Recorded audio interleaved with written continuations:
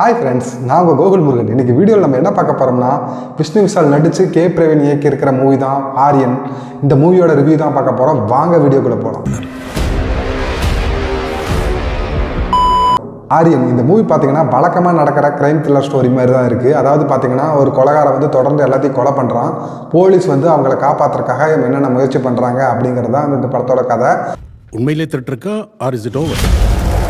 இந்த படத்தில் பாசிட்டிவ் என்னென்னு பார்த்தீங்கன்னா, இந்த படத்தோட சினிமாட்டோகிராஃபி தான். ஒவ்வொரு சீனும் பார்க்குறக்கே ரொம்ப சூப்பராக இருந்துச்சு. சீன் பை சீன் விஷுவல் வந்து ரொம்பவே நல்லா இருந்துச்சு. ஒரு மாதிரி நம்மளை அந்த விஷுவல் தான் நம்ம அந்த படத்தை வந்து நகர்த்தி கொண்டு போகிறது.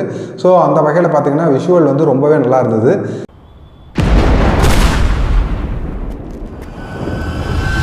இந்த படத்தில் அடுத்த பாசிட்டிவ் என்னென்னு பார்த்தீங்கன்னா மியூசிக் தான். அந்த மியூசிக் பார்த்தீங்கன்னா எப்பயுமே ஒரு க்ரைம் த்ரில்லர் ஸ்டோரிக்கு வந்து மியூசிக் தான் வந்து எப்பயுமே ஒரு இது கொடுக்கும், கிரிப் கொடுக்கும். அந்த வகையில் பார்த்தீங்கன்னா கிப்ரான் வந்து இந்த படத்துக்கு வந்து நல்லாவே இசையமைச்சிருக்காரு. இந்த படத்தில் ஃபர்ஸ்ட் ஆஃப் பார்த்தீங்கன்னா நமக்கு அடுத்தடுத்து என்ன நடக்க போகுது, அதாவது அந்த 1 மணி நேரம் படம் போனதே நமக்கு தெரியாது.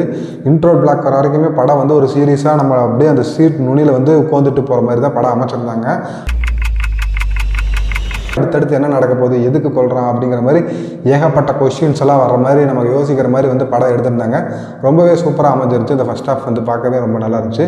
அதுபோக விஷ்ணு விஷாலோட ஆக்டிங் பார்த்தீங்கன்னா, அதாவது அவர் வந்து ஒரு மாதிரி சிட்டு மாதிரி ஒரு கேரக்டர் மாதிரி நடிச்சிருக்காரு.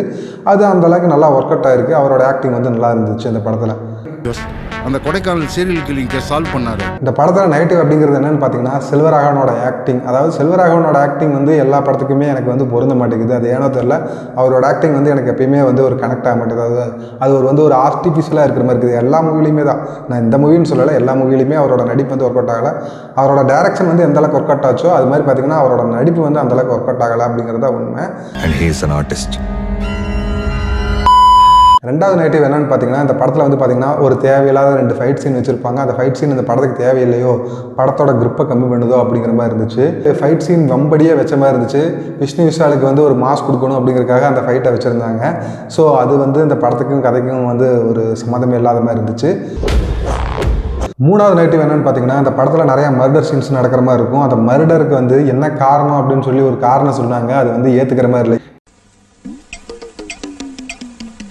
எப்பயுமே வந்து இந்த க்ரைம் த்ரில்லர் படத்தில் பார்த்தீங்கன்னா எப்பயுமே கன்வின்ஸ் பண்ணுறது வந்து அந்த ரீசன் தான். அந்த ரீசன் வந்து நம்மளை ஏற்றுக்கிற மாதிரி அமைக்கலை. அது வந்து மிஸ் பண்ணிட்டாங்க. அதாவது இந்த ராட்சசன் படத்துலலாம் பார்த்தீங்கன்னா அவன் ஏன் கொல்றான் அப்படிங்கிறத காட்டுற போது நமக்கு ஒரு மாதிரி இது வந்து இதனால தான் அவன் கொலை பண்ணுறான், இதனால் அவன் சைக்கோ ஆகிட்டா அப்படிங்கிற மாதிரி ஒரு கன்வின்சிங் இருந்துச்சு. இதில் வந்து எதனால் அந்த மாதிரி ஆகிறான் அப்படிங்கிறது வந்து கன்வின்சிங்கே ஆகலை. அதே மாதிரி பார்த்தீங்கன்னா அந்த கில் பண்ணுறதும் வந்து எப்படி கில் பண்ணுறான் அப்படிங்கிறது வந்து டீட்டெயில்டாக மென்ஷன் பண்ணல. என்னங்க சொல்லுங்க. படத்தில் வந்து சில மர்டர்ஸ் எல்லாம் நடக்கிற மாதிரி காட்டுறாங்க. அது வந்து எப்படி நடக்குது அப்படின்னு சொல்லி காட்டுறது வந்து நம்மளால் ஏற்றுக்கவே முடியல.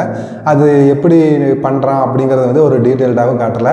அதே மாதிரி பார்த்தீங்கன்னா இந்த படத்தில் வந்து அந்த கொலைக்கான காரணமும் வந்து சரியாக அமையாதனால கொஞ்சம் தொய்வாக இருந்துச்சு படம். ஒரு செகண்ட் ஹாஃப் போக ஒரு ஃபர்ஸ்ட் ஹாஃபில் வந்து கொஞ்சம் நல்லா இருந்த மாதிரி இருந்தது. அதுவே ரெண்டாவது ஹாஃபில் அதையவே திருப்பி ரிப்பீட்டடாக காட்டும்போது ரெண்டாவது ஹாஃப்க்குள்ளேயாவது கதைக்குள்ளே போயிருக்கணும்.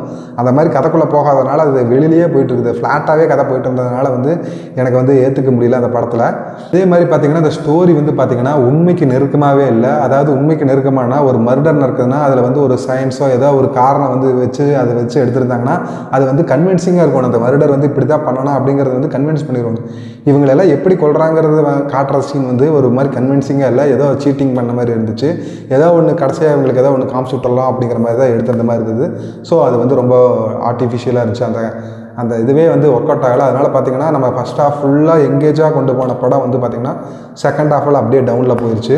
பொதுவாக நான் இந்த மாதிரி ரிவ்யூ வீடியோஸ் போடும்போது படத்தை பற்றி ரொம்பவே மட்டை தட்டி பேசுகிறேன். அது பார்த்திங்கன்னா எனக்கு ரொம்பவே கஷ்டமாக இருக்குது. அதாவது இந்த படத்துக்காக நிறைய பேர் ஒர்க் பண்ணுறாங்க, நிறைய பேருக்கு இதுக்கு வந்து எஃபர்ட் போடுறாங்க. நான் ரொம்ப அலட்சியமாக வந்து அவங்கள வந்து ரொம்ப படம் நல்லா இல்லை அப்படிங்கிறக்காக நான் ரொம்ப தரமட்டமாக பேசுகிறேன்.